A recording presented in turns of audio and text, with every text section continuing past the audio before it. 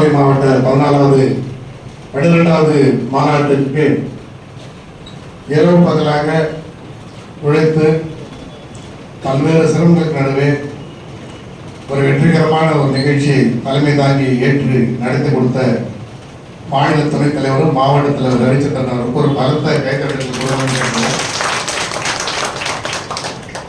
ஏன்னு சொன்னா அவர் நடத்துற பொதுவாக நம்ம நிகழ்ச்சி நடத்துற நம்ம மேடையில உட்கார முடியாது, செய்ய முடியாது, பண்ண முடியாது. அதனால அவர் நீங்க மேடையில எல்லாம் உட்கார மாட்டாரு பார்ப்பீங்க. ஆனா என்னன்னா எந்த மாநாடு, எந்த இடத்துல மாநாடு நடந்தாலும், எந்த நிகழ்ச்சி நடந்தாலுமே இவரை நாங்கள் தேடி கண்டுபிடிச்சு கூப்பிடுவோம். அப்ப கூட வர மாட்டார். அந்த மாதிரி இருக்கக்கூடியவர். வரவேற்புரை வழங்கிய கோபா சின்னப்பா அவர்களுக்கும், முன்னிலை வகித்துக் கொண்டிருக்கக்கூடிய தோழர் பரமசிவம் சார், கோவிந்தராஜ் சார், ஆனந்த், பூவேந்தன், செல்வராஜ், ஜெயச்சந்திரன் ஐயா உட்பட எனக்கு முன்னால் கலந்து கொண்டு சிறப்புரையாற்றிய ஸ்ரீ தேவி பழனி அவர்களுக்கும், இலியாஸ் பாய் அவர்களுக்கும், மற்றும் இந்த ஒரு நிகழ்ச்சி இருக்குன்னு சொன்ன உடனே ஆக்சுவலா பார்த்தீங்கன்னா நம்ம இந்த 2 தடவை இந்த டேட் நம்ம ஆக்சுவலா மாத்திட்டோம் சில காரணங்களுக்காக. எத்தனை தடவை டேட் மாத்தினாலும் நாங்க மாத்திர டேட் நானும் ரவி சார் டிஸ்கஸ் பண்ண உடனே முக்தாருக்கு ஒரு மெசேஜ் அனுப்புவேன். அவர் பார்த்தீங்கன்னா கத்தார் குவைத்தில் இருந்தாரு, எல்லாம் இருந்தாரு. அவர் நம்ம எந்த டேட் சொன்னாலும் அவர் சொல்ற ஒரே விஷயம், ஓகே சார் நான் வந்துடுறேன் சார். என்ன சார் இப்படி மாத்திட்டீங்க, எத்தனை தடவை டேட் சொல்லுங்க, ஒண்ணுமே அவர் கேட்கல. ஏன்னா ஒரு நிகழ்ச்சி தன்மானத்தோட யாரும் எதிர்பார்க்காம யாருமே போய் நிற்காம நம்மளுடைய தோழர்களுடைய ஒத்துழைப்புல நம்ம கையில் இருக்கிற காசு வச்சுக்கிட்டு நாம இப்படி ஒரு நிகழ்ச்சி நடத்துறோம்னு சொன்னா அதை எவ்வளவு சிரமங்கிறது தெரிஞ்ச நம்மளுடைய தோழருங்கிற ஒரே காரணத்துக்காகத்தான் எத்தனை தடவை நம்ம நிகழ்ச்சி மாத்தினாலும் அவர் மறுப்பே சொல்லாமல் இந்த நிகழ்ச்சிக்கு அவர் வந்திருக்கிற. அதுக்கு நம்மளுடைய தோழர் முக்தார் அகமது அவர்களுக்கு ஒரு பலத்த கேட்கிறேன். 2 நாளைக்கு முன்னாடி ரவி சார் ஃபோன் பண்ணார். ரவி சார் ஞாபகம் இருக்கா? ஃபோன் பண்ணி சார் ஒரு ஆஃபீஸ் செக்ரட்டரி கிட்ட பேசினேன், அவருக்கு வேற ப்ரோக்ராம் இருக்கு அப்படிலாம் சொன்னார் என்கிட்ட. சார் வந்துருவாரா சார் ஒரு பதட்டமா பேசினாரு. நான் சொன்னேன் சார் நீங்க உங்க ஒர்க்க பாருங்க, முக்தார் வந்து நம்மளுடைய தோழர். அவர் மற்ற வெளியில இருக்கிறவங்க அந்த ஃபார்மாலிட்டிஸ், அவர் எப்படி ட்ரீட் பண்ணணும், எப்படி அவருக்கு மரியாதை தரணும், எப்படி அவருக்கு போய் நேராக பார்க்கணும், எப்படி அவர் கன்ஃபார்ம் பண்ணணும், அந்த ப்ரொசீஜர்லாம் வேற. ஆனா வந்து நமக்கு வரேன்னு சொன்னவர் வந்து நம்ம தோழர் முக்தார், நம்மளுடைய அன்பு சகோதரர். அவர் வரேன்னு சொல்லிட்டார்ல, அதுக்கப்புறம் நீங்க வேற வேலையை பாருங்க. அந்த இடத்துல நம்ம சொல்ற நேரத்துக்கு அவர் வருவார். நீங்க வேற யாருக்கும் அதை பத்தி பேசாதீங்க, நீங்க உங்க ஒர்க்கு பாருங்க அப்படின்னு கான்ஃபிடண்டா சொன்னேன். அப்படியா சார் அப்படின்னு அவர் ரொம்ப திருப்தி ஆயிடுச்சு. சொன்ன மாதிரி இன்னைக்கு அவருக்கு எவ்வளவு ப்ரோக்ராம் இருக்கலாம், இன்னைக்கு கிளம்பி வேலூர்ல இருந்து நம்ம சொன்ன டயத்துக்கு ஒரு கரெக்டா வந்திருக்காரு. காரணம் என்னன்னு சொன்னா உண்மையிலே நம்மளுடைய பத்திரிகையாளர்களுடைய வலியும் வேதனையும் அவருடைய உணர்ந்தாருங்கிறது தான் அதுல ஒரு முக்கியமான விஷயம். அதே மாதிரி முக்தார் அவர்களை பத்தி சில விமர்சனங்கள் சொல்லுவாங்க, என்ன சார் இப்படி கேட்கிறாரு அப்படி கேட்கிறாரு. அதெல்லாம் ஜேர்னலிசம். இப்போ உதாரணத்துக்கு என்ன வந்து ஒரு பேட்டி எடுக்கிறாருன்னா, நீங்க பத்திரிகையாளர்களுக்காக நிறைய செஞ்சிருக்கிறீங்க, நிறைய பஸ் பாஸ் எல்லாம் வாங்கி கொடுத்துருக்கீங்க, உங்களை எல்லாரும் பாராட்டுறாங்க, அடுத்து என்ன பண்ண போறீங்கன்னு கேட்க மாட்டாரு. நேரம் உட்கார வச்சுட்டு உங்களால என்ன பிரயோஜனம், 10 நிமிஷம் பிரயோஜனம் இருக்கா, இது வரைக்கும் நீங்க என்ன செஞ்சீங்க, யாருக்கு எவ்வளவு செஞ்சீங்களா அப்படின்னு பேசுவாரு. அப்ப உடனே நம்ம என்ன சொல்லுவோம், அது எப்படி நீங்க இப்படி சொல்றீங்கன்னு நம்ம அடுத்த ஒரு அந்த மாதிரி வந்து அதுதான் வந்து அவருடைய ப்ராக்டிஸ், அவருடைய டேலண்ட். ஒருத்தருக்கு ஒரு விஷயத்தை எப்படி வர வைக்கணும், அந்த டைப் ஆஃப் ஜேர்னலிஸ்ட் அவருக்கு வந்து பாத்தீங்கன்னா நிறைய செய்தி வாசிப்பாளர் சங்கத்தெல்லாம் அவர் கூப்பிட்டு பொறுப்பில் எல்லாம் பண்ணாங்க. ஆனால் அவர் வந்து ஒரே வார்த்தை சொல்லிட்டாரு, சார் எந்த சங்கம் எது யாருன்னாலும் சரி, என்னைக்குமே நான் தமிழ்நாடு பத்திரிகையாளர் சங்கத்தில் நான் என்னைக்குமே நான் எதிர்பார்ப்பேன், நான் கூடவே இருப்பேன் சார் அப்படின்னு சொன்னாரு. அந்த மாதிரி இன்னைக்கு நம்ம கூடவே அவர் இருக்காரு. அவர் சொன்ன மாதிரி வந்து நிறைய வந்து இந்த ப்ரொஃபஷனல மிஸ்யூஸ் பண்றவங்க எல்லாரையும் அடையாளம் காட்டி பண்ணணும்லாம் சொல்றாரு. ஒரே ஒரு ரெக்வஸ்ட் நான் சொல்றேன், சோசியல் மீடியா தான் இந்த மாதிரிலாம் பண்றாங்கன்னு நம்ம சொல்றோம். முதல்ல அந்த வார்த்தை வந்து நம்ம வந்து எப்படி வந்து அவை பொறுப்பிலிருந்து நீக்கப்படுகிறது சபாநாயகர் சொல்றாரு, அந்த மாதிரி நம்மளுடைய தமிழ்நாடு பத்திரிகையாளர் சங்கத்தில் நம்ம சொல்ற விஷயம் என்னன்னா, மீடியா, சோசியல் மீடியாங்கிற வார்த்தை, அந்த வார்த்தையை நம்ம அவை கொடுத்து நீக்கணும். நாம ஏன் அவங்க மீடியான்றது கொண்டு வரணும்? அந்த மீடியாங்கிற அங்கீகாரத்தை ஏன் நம்ம கொடுக்கணும்? அது அங்கீகாரம் கிடையாது, அது ஒரு ஃபார்ம், அவ்வளவுதான். எழுதுறவர்கள் ரேடியோல இருக்கட்டும், நியூஸ் ரீடர்ஸ் இருக்கட்டும், இதெல்லாமே நம்ம ஜேர்னலிஸ்ட்ல கொண்டு வரலாம். சோசியல் மீடியாவில் விஷயத்தை வாங்கி எடுக்கிறவங்களையோ ஷேர் பண்றவங்களையோ கலவரத்தை பண்றவங்களையோ அதை நாம மீடியா உள்ள கொண்டு கன்சிடர் பண்றதே நாம பண்ற தப்பு. ஸோ அதை நம்ம முதல்ல பண்ணவே கூடாது. சேவை சார் பேசணும்னு சொன்னாரு, நலவாரியம் வேணான்னு ஒரு தமிழ்நாடு முழுக்க மனு கொடுத்தாங்க அப்படின்னு. அதுக்கான காரணம் கூட நிறைய பேர் கேட்கல. அதுக்கான காரணம் என்ன அப்படின்னு இந்த இடத்துல நான் சொல்றேன். நலவாரியம் வேண்டும்னு சொல்லி நம்ம கடந்த 10 ஆண்டுகளா நாம் கேட்டுட்டு இருக்கோம்.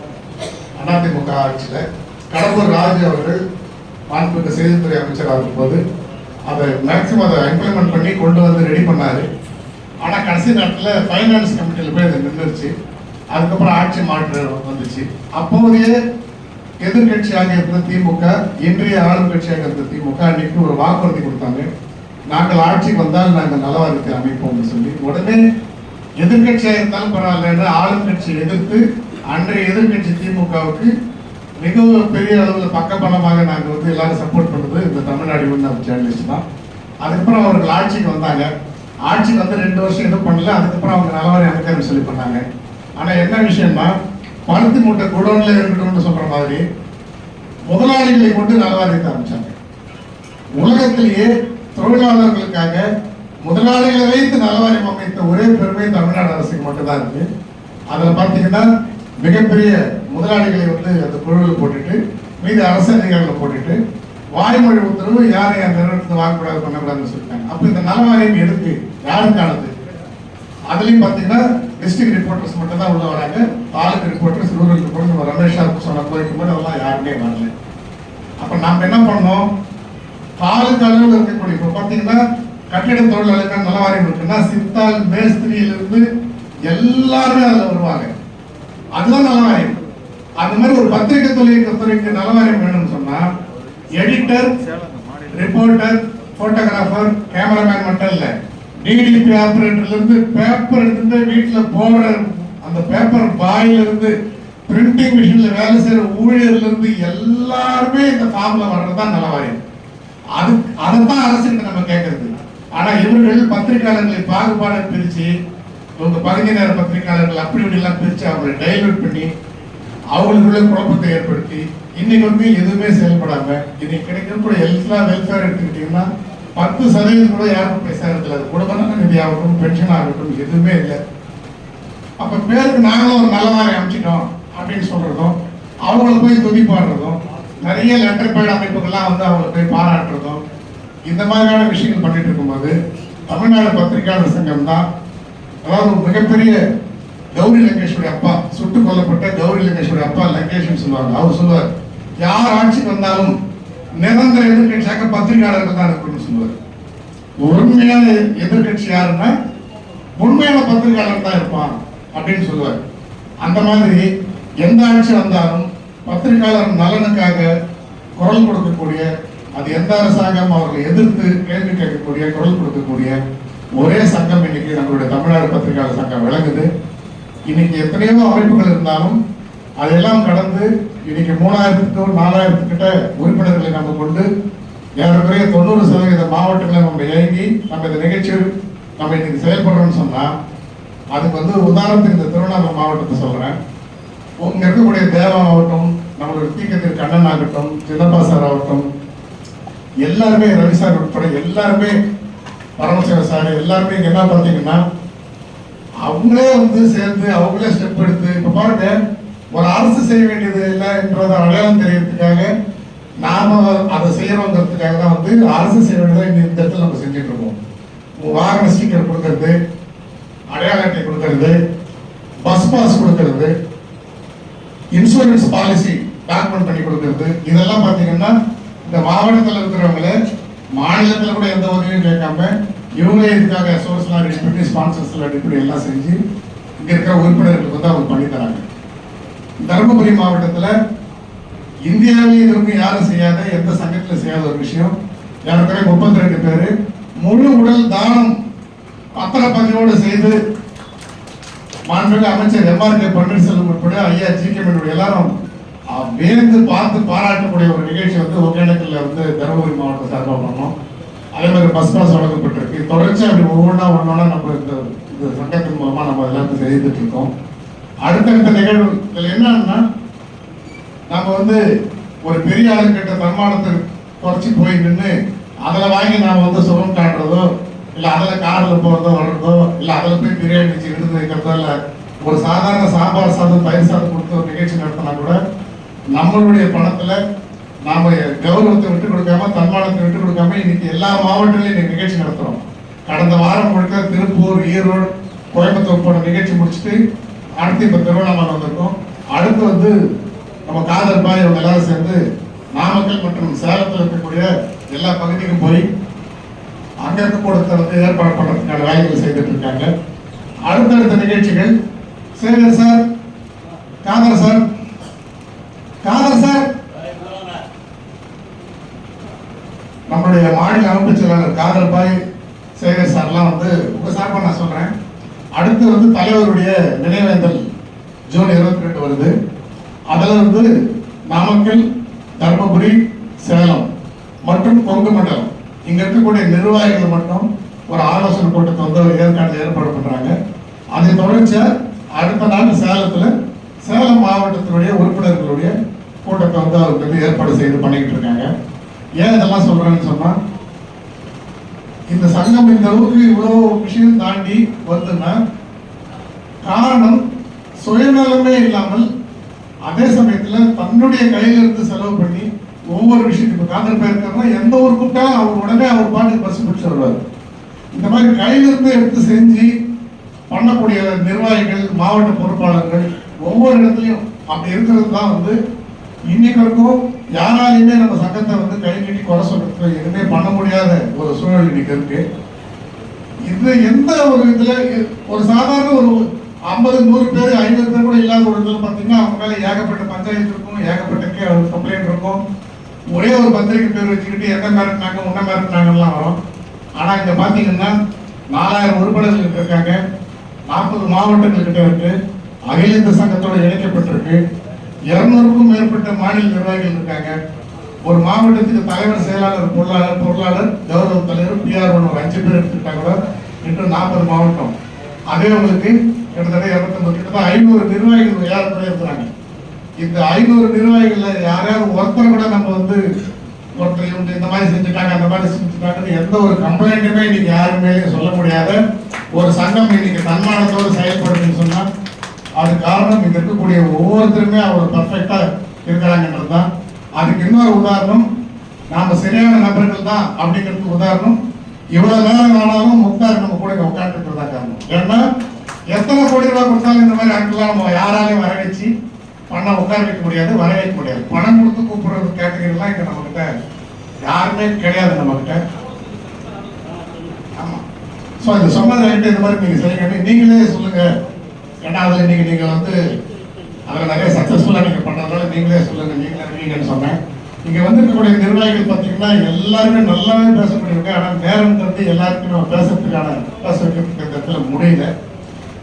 அதே மாதிரி ஒரு விஷயம் என்னன்னா, வருஷம் நம்ம மாநில மாவட்ட நிர்வாகிகளுடைய ஆலோசனை கூட்டம் அந்த வருடத்துல துவக்கத்திலே நம்ம வந்து பண்ணுவோம். அந்த மாதிரி 2026ஆம் ஆண்டு ஜனவரி பார்த்தீங்கன்னா அரசியல் களத்திலையும் சரி எல்லாத்திலையும் மிகவும் முக்கியமான ஆண்டா பார்க்கப்படுகிறது. அந்த சூழல்ல நம்மளுடைய வினோத் சார், திருத்தணி வினோத் சார், மாநில இணைச் செயலாளர் மாலைமுரசு வினோத் சார் அவர்கள், வினோத் சார் பத்தி இந்த இடத்துல சொல்லணும். அந்த ராஜபக்சே வந்த சமயத்துல பத்திரிகையாளர்களை எடுத்து போய் காட்டில் வச்சு பாதிக்கப்பட்ட பணத்துல அதுலலாம் வந்தவரே வந்து வினோத் சார். நம்ம 40 வருஷம் 50 வருஷம் ஒரு பத்திரிகை வேலை செஞ்சா கூட அந்த பத்திரிகையில் இருக்கிறவரே வந்து இறந்துட்டாரு, அவருடைய படத்திற்கு பண்றோம்னு பணம் கொடுத்து விளம்பரம் போட்டா கூட அந்த விளம்பரத்தை போட மாட்டாங்க. ஆனால் மாலைமுரசனுடைய நிருபராக இருக்கக்கூடிய வினோத் சாருடைய போட்டோவை போட்டு அப்ப மேட்டர் போட்டாங்க. அந்த அளவுக்கு இருக்கக்கூடியவங்க. அவர் வந்து வர 2026ஆம் ஆண்டு மாநில மாவட்ட நிர்வாகிகள் ஆலோசனை கூட்டத்தை திருத்தணியில பண்ணித்தரணும்னு சொல்லி நாங்கள் அவர்கிட்ட கேட்டுக்கிட்டு இருக்கோம். அவர் அதற்கான முயற்சி செய்துட்டு இருக்காரு. ஏன் இதை சொல்றேன்னு சொன்னா, நம்ம கிட்ட இன்னைக்கு வந்து எவ்வளவு பணம் இருக்கு, எவ்வளவு வசதி இருக்கும், ஆனால் ஒரு சின்ன கூட்டத்தை நடத்துறதுக்கு வந்து முடியாது, ஒத்துழைப்பு தர மாட்டாங்க, செய்ய மாட்டாங்க. ஆனால் பணமே இல்லாமல் எதுவும் இல்லாமல் நம்ம தொடர்ச்சியா எல்லா மாவட்டத்திலையும் உள்ள நிகழ்ச்சிகள் நடத்துறோம்னு சொன்னால் அதுக்கு ஒரே விஷயம் என்னன்னா, நமக்கு இருக்கக்கூடிய உறுப்பினர்கள், மாவட்ட பொறுப்பாளர்கள், நிர்வாகிகள், நம்மளுடைய ஆலோசகர்கள் எல்லாருமே வந்து எந்த கரப்ஷன் இல்லாமல் ஒரு உண்மையான வந்து ஒரு அந்த அந்த உண்மையான சோசியல் தாட்டோட ஒரு சுயநலம் இல்லாமல் இருக்கிறது தான் வந்து அதுக்கான முக்கியமான காரணம். அதே மாதிரி நம்ம ஐயா வந்தவர்கள் பேசும்போது சட்டப்பேரவை துணைத் தலைவர் சொன்னார், இந்த பேரில் 2-3 பேர்லாம் இருக்கு, அதெல்லாம் போன தடவை அதை சொல்லியிருந்தாரு, அதே மாதிரி பேர்லாம் வச்சுட்டு இருக்காங்க, இதெல்லாம் என்ன இது இப்படின்லாம் சொல்லிட்டு இருந்தாரு. அதுக்காக கடைசியாக ஒரே ஒரு தகவல் மட்டும் இந்த இடத்துல நான் சொல்றேன். அதுக்கு முன்னாடி இன்னொரு விஷயம், அடுத்து ஆட்சி மாற்றம் எது வந்தாலுமே சரி, நம்மளுடைய போராட்டங்களை வந்து எந்த காரணத்துக்கும் நம்ம மாற்ற வேண்டிய அவசியமே கிடையாது. நம்ம தொடர்ச்சியா வந்து நமக்கு தேவையான கோரிக்கைகள் வந்து நம்ம செய்யறோம். இன்னைக்கு எல்லாரும் கேட்பாங்க, என்ன எந்த மாதிரி அறிக்கை கொடுத்துருக்கீங்க, என்ன இந்த மாதிரி செஞ்சிருக்கீங்க, பண்ணியிருக்கீங்க அப்படின்னு சொல்லிட்டு. இந்த தினகரன் நிர்வாகத்தை பத்தி இப்படி சொல்லியிருக்கிறீங்க, தினத்தந்தி பத்தி இப்படி சொல்லியிருக்கிறீங்க, தினமலர் பத்தி இப்படி கமெண்ட் பண்ணி இதெல்லாம் கேட்பாங்க. அப்போ வேற யாரும் இப்படி பண்றாங்களா அப்படின்வாங்க. அப்பதான் நான் சொல்லுவேன், நமக்கு வந்து எந்த முதலாளிகளோ எந்த அரசர்களோ யார்கிட்டயுமே போய் நம்ம எந்த ரெக்கமெண்டேஷனுக்கோ எதுக்கோ நம்ம நிற்க போறது இல்லை. இந்த அமைப்பு நம்மளுடைய நிறுவன தலைவர் யாருக்காக உருவாக்கினாலும் எதுக்காக உருவாக்கினாரோ அந்த அடிப்படையில நம்மளுடைய தோழர்களுடைய தேவைகளுக்காகவும் அவர்களுக்காக நிற்கிறது தான் நம்மளுடைய ஸ்டாண்டே தவிர எந்த நிர்வாகத்தை பற்றி எந்த அரசை பற்றி கவலைப்பட போறதுக்காக நான் கவலைப்பட போகவும் மாட்டேன். அப்படி கவலைப்படுற ஒரு சூழல் வந்துச்சுன்னா நான் வந்து இந்த நிலையில் இருக்க மாட்டேன். அதுதான் இந்த தமிழ்நாடு பத்திரிகையாளர் சங்கத்தினுடைய நிலைமைன்னு சொல்லியிருக்கேன். இன்னைக்கு வந்து ரவி சார் அவர்களுக்கு வந்து மாவட்ட தலைவரும் மாநில தலைவரும் இந்த ரவி சார் அவர்கள் பல்வேறு விமர்சனங்கள், பல்வேறு போராட்டங்களுக்கு நடுவில் அவருக்கு வந்து தூக்கம் இல்லாமல் ரொம்ப கஷ்டப்பட்டு இந்த ஒருங்கிணைச்சு இந்த நிகழ்ச்சியை வந்து இந்த இடத்துல ஏற்பாடு செய்திருக்காரு. அவருக்கு இந்த இடத்துல நான் வந்து சில நாட்கள் அவர் நெக்ஸ்ட் ஆகி பேசுவார், சார் இந்த மாதிரிலாம் இருக்கு சார், இந்த மாதிரிலாம் இருக்கு சார். அப்போதான் நான் சொல்லுவேன், சார் நம்ம சர்வீஸ்னு ஒரு விஷயத்துக்கு வந்துட்டோம், நமக்கு யார் மேலேயும் எந்த பர்சனல் இதெல்லாம் காழ்ப்பிடிச்சலாம் எதுவுமே கிடையாது. அதனால வந்து 4 பேர் இப்படி இருக்கிறாங்கிறத பற்றி கவலைப்படாதீங்க. நம்மளை நேசிக்கிறவங்க, நம்ம வேணும்னு நினைக்கிறவங்க, நம்ம விரும்புகிறவங்க, நமக்காக இருப்புகளுக்கு நேரம் செலுத்துறதுக்கு நம்ம நேரம் பற்ற மாட்டேங்குது. அதில் விமர்சனம் பண்ணுறவங்கள அவங்க பற்றிலாம் நம்ம ஏன் பேசிட்டு இருக்கணும், நீங்கள் அதெல்லாம் தூக்கி போட்டு உங்கள் ஒர்க்கு பாருங்க அப்படின்னு சொல்லி ஒவ்வொருத்தரையும் அவர்கிட்ட நான் பேசிட்டு இருப்பேன்.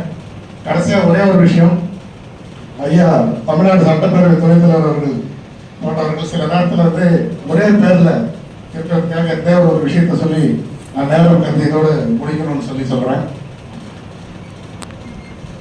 ஒரு தடவை வந்து சுபாஷ் சந்திர போஸ் ஹிட்லரை மீட் பண்றதுக்காக முதல் தடவை அவருடைய ராணுவ தளத்துக்கு போனாரு. ராணுவ தளத்துக்கு போன உடனே ஒரு வரவேற்பறையில் சுபாஷ் சந்திர போஸ் உட்காந்துருந்தாரு. அப்போ அவருக்கு பேப்பர் கிளிப்பா எல்லாம் இருந்துச்சு. உடனே பேப்பர் படிச்சுட்டு இருக்கும்போது ஒரு ராணுவ வண்டியில ஃபுல் வெப்பன்ஸ், ஃபுல் ப்ரொடெக்ஷனோட ஹிட்லர் தட வந்தார். பேப்பர் படிச்சுட்டு இருந்த சுபாஷ் சந்திர போஸ் அப்படி பேப்பரை மடிச்சுட்டு அப்படி வந்தாரு. எதுக்கு அவர் ஹிட்லர் அதை பார்த்துட்டு திருப்பி மறுபடியும் பேப்பர் படிச்சுட்டே இருந்தார். ஹிட்லர் வந்து இறங்கி படைசூழ வந்து சுபாஷ் சந்திர போஸ் முன்னாடி வந்து உட்கார்ந்தாரு. சுபாஷ் சந்திர போஸ் அந்த பேப்பர் படிச்சவர் அவரை நிமிர்ந்து கூட பார்க்கவே இல்லை. ஒரு 5 நிமிஷம் உட்காந்துட்டு ஹிட்லர் சுத்தி பார்த்துட்டு எழுந்து அந்த பக்கம் போயிட்டார். அதுக்கப்புறம் ஒரு டீ கொடுத்தாங்க, டீ சாப்பிட்டாரு. டீ சாப்பிட்ட உடனே இந்த பக்கம் ஹிட்லர் போனார்ல, அடுத்த 2 நிமிஷத்துல இந்த சைடுல இருந்து மறுபடியும் ஹிட்லர் இறங்கி வந்தார். இந்த சைடு இறங்கி வந்த உடனே அதை பார்த்துட்டு திருப்பி அவர் பாட்டுக்கு பேப்பர் எடுத்து படிக்க ஆரம்பிச்சிட்டாரு. இந்த சைடு வந்த ஹிட்லர் 2 நிமிஷம் உட்காந்து பேசாம எழுந்து போயிட்டார். அவர் கூட 2 பேர் மட்டும் வெப்பனோட வந்தாங்க, போயிட்டார். பேப்பர் படிச்சுட்டாரு, டீயை குடிச்சிட்டாரு, சும்மா உட்காந்துருக்காரு. அப்படியே சும்மா உட்காந்துருக்காரு. 10 நிமிடம் கழித்து பின்னாடி இருந்து ஒருத்தர் வந்தார்.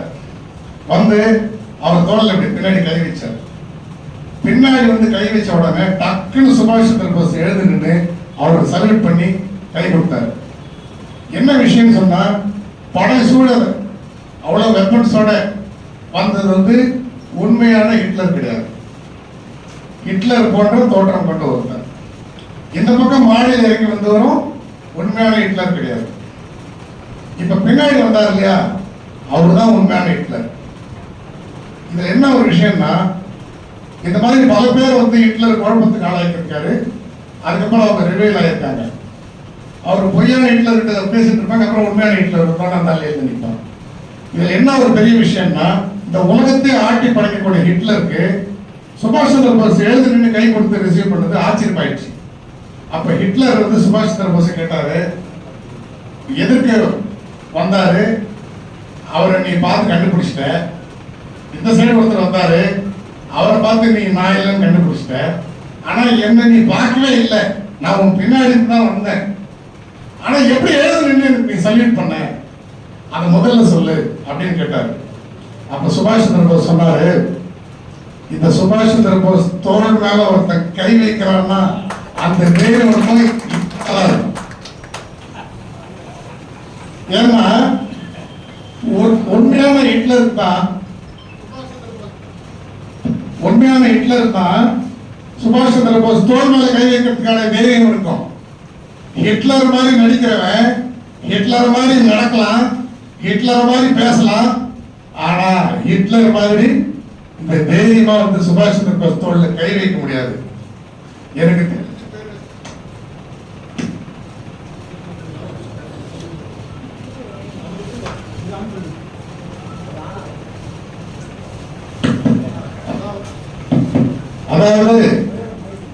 அதாவது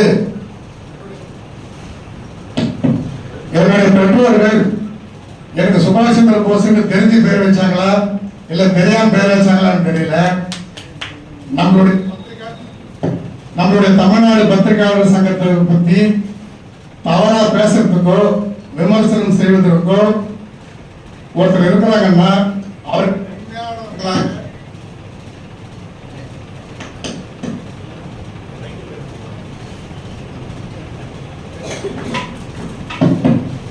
ஓகே.